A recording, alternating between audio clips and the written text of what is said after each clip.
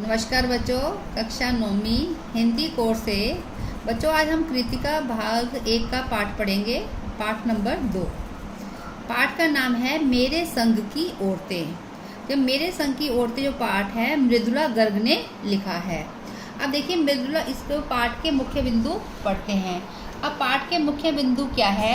लेखिका द्वारा लिखा गया ये एक स्मरणात्मक गद्य है जिसमें लेखिका ने अपने परिवार की औरतों, अपनी नानी, अपनी माँ तथा अपनी 4 बहनों के बारे में बताया है। उसने इसकी घरेलू, आर्थिक, सामाजिक तथा शैक्षिक स्थिति से परिचित कराया है। अब देखिए लेखिका की नानी कैसा व्यक्तित्व था लेखिका की नानी का।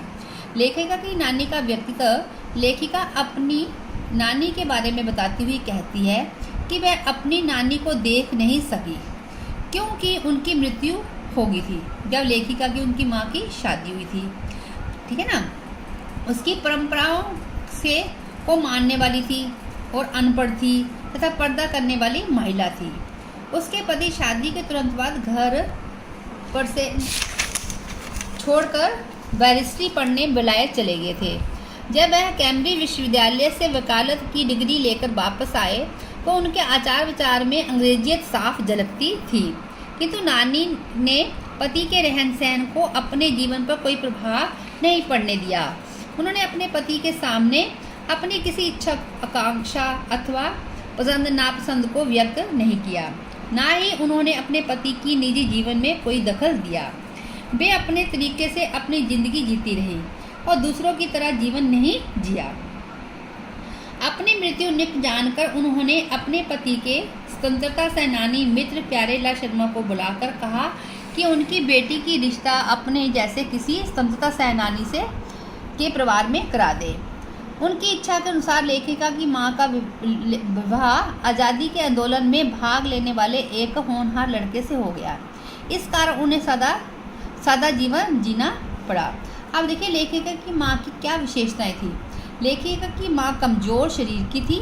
वे घर में किताबें पढ़ती, साहित्य चर्चा, संगीत सुनती, एक तो झूठ नहीं बोलती थी और दूसरों लोगों की गोपनीय बातों अपने तक ही सीमित रखती थी। इस कारण उनका घर बाहर दोनों की जगह मान समान था।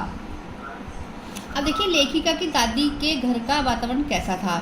लेखिका की दादी के घर का वातावरण सादा जीवन और उच्च विचारों वाला था। उसके पिता स्वतंत्रता सेनानी थे और घर में खादी पहनी जाती थी। फिर भी माँ की ससुराल वाले अंग्रेज़ों से काफ़ी प्रभावित थे। उनके घर से साहबी ससुर का दबदबा था। भले ही लड़के ने आज़ादी की लड़ाई में कितनी ही प्रसिद्धि प्राप्त कर ली थी, फिर भी घर में उनका दबदबा ना था। घर में निजता बनाए रखने की छूट थी। अब देखिए लेखिका की परदादी। पहले हमने दादी के बारे में पढ़ा, अब उसकी परदादी के बारे में पढ़ते हैं। लेखिका की परदादी थी जो सदैव लीक से हटकर काम करती थी। वे फालतू सामान एकत्र करने की बजाय दान दे दिया करती थी। उन्होंने अपने बहू के गर्भवती होने पर मंदिर में भगवान से लड़की पैदा होने की मन्नत मांगी और यह बात सभी को बता दी। उनकी मन्नत से भगवान ने एक के बाद करके उनके घर में 5 कन्याएं हुई और उनका एक बेटा भी था। और आगे एक डराने धमकाने, उपदेश देने या दबाव डालने की जगह सहजता से किसी को भी सही राह पर लाया जा सकता है। ये पाठ में एक कहानी आई थी, उस कहानी के आधार पर है। इस पाठ के अनुसार एक चोर हवेली में दीवार काटकर घुस गया। उसी कमरे में मांझी सोई हुई थी। आहट सुनकर उनकी आंखें खुल गई। उन्होंने पूछा कौन?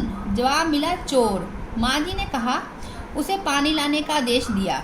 चोर पानी लेकर आ रहा था कि पहरेदार के द्वारा पकड़ लिया गया और उनके सामने लाया गया। मांझी ने लोटे का पानी आधा पानी पीकर आधा पानी उसे पिला दिया और कहा आज से हम माँ बेटा हुए।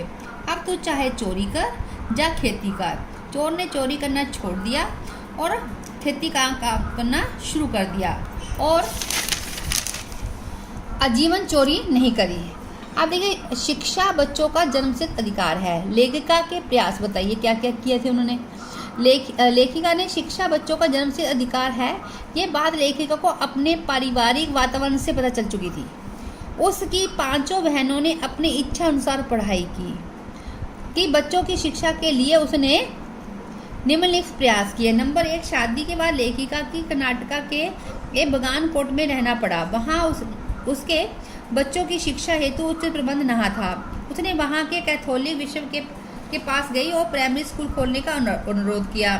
वहाँ ईसाई लोग कम थे और उन्होंने कहा कि वो तैयार नहीं हुए खोलने के लिए, और लेखिका ने हार नहीं मानी।